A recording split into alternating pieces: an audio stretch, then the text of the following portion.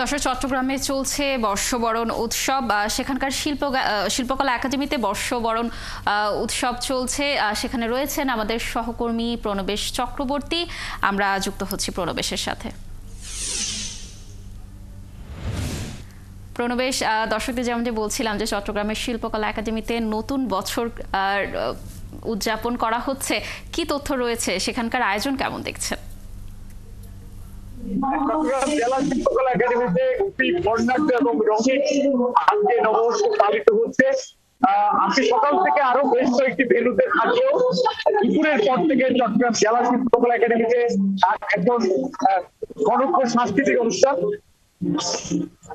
চট্টগ্রামের আঞ্চলিক সংস্কৃতি তো বটেই, গ্রামীণ লোকজ সংস্কৃতির নানা ধারা গানে, নৃত্যে, কথায়, কবিতায় তুলে ধরা হচ্ছে। চট্টগ্রাম জেলা শিল্পকলা একাডেমির আজকের এই যে মনোজ্ঞ সাংস্কৃতিক অনুষ্ঠান চৈত্র সংক্রান্তি ও নববর্ষ উপলক্ষে আয়োজন করা হয়েছে। এই অনুষ্ঠানে আমরা দেখছি প্রচুর মানুষ এখানে সমবেত হয়েছেন। বাইরে পিঠাপুলি সার্ভে এবং বিভিন্ন গ্রামীণ খাবারের স্টল যেমন করা হয়েছে, পাশাপাশি এখানে মানুষ সমবেত হয়েছে।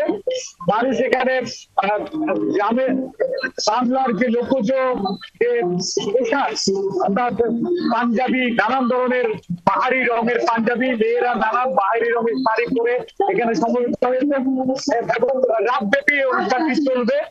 আমরা দেখতে পাচ্ছি এখানে চট্টগ্রামের বিভিন্ন সাংস্কৃতিক সংগঠনগুলো তারা তাদের আয়োজন নিয়ে এখানে সমবেত হয়েছেন এবং একের পর এক সাংস্কৃতিক সংগঠনগুলো তারা তাদের পরিবেশনাগুলো পরিবেশন করছে।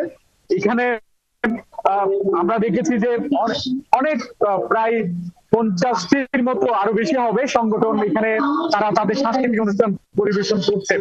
তো সব মিলে নাচে, গানে, কবিতায় বেশ উৎসবমুখর বলা যায় চট্টগ্রাম শিল্পকলা একাডেমি। রাত পর্যন্ত যেহেতু এই নববর্ষের এই আয়োজন থাকবে, ফলে বলাই যায় মানুষ খুবই উৎসবমুখর পরিবেশে আজকে নববর্ষ এখানে চট্টগ্রামে পালন করছে। যদিও সিভিলে গতকাল একটি মঞ্চ ভেঙে দেওয়ার ঘটনা ঘটেছিল এবং ওই ভেন্যুতে প্রোগ্রাম না হলেও অন্যান্য ভেন্যু যেগুলো রয়েছে জেলা শিল্পকলা একাডেমি এবং সিআরবি শিরিষতলা, সেখানেও ব্যাপক উৎসাহে উদ্দীপনায় আজকে নববর্ষ পালিত হচ্ছে। সব মিলে একটা উৎসবমুখর পরিবেশ বলা যায় চট্টগ্রামে। সেই উৎসবমুখর পরিবেশেই আজকে সবাই নববর্ষের আনন্দ উদযাপন এবং আনন্দ ভাগাভাগি করে নিতে সমবেত হয়েছে। তো এটি ছিল চট্টগ্রাম জেলা শিল্পকলা একাডেমিতে নববর্ষ উদযাপন। প্রণবেশ, ধন্যবাদ আমাদের সাথে যুক্ত থাকার জন্য। দর্শক, যেমনটি দেখছিলাম যে চট্টগ্রামের শিল্পকলা একাডেমিতে নববর্ষ উদযাপন চলছে, সেখানকার সর্বশেষ চিত্র আপনাদেরকে দেখানোর চেষ্টা করছিলাম।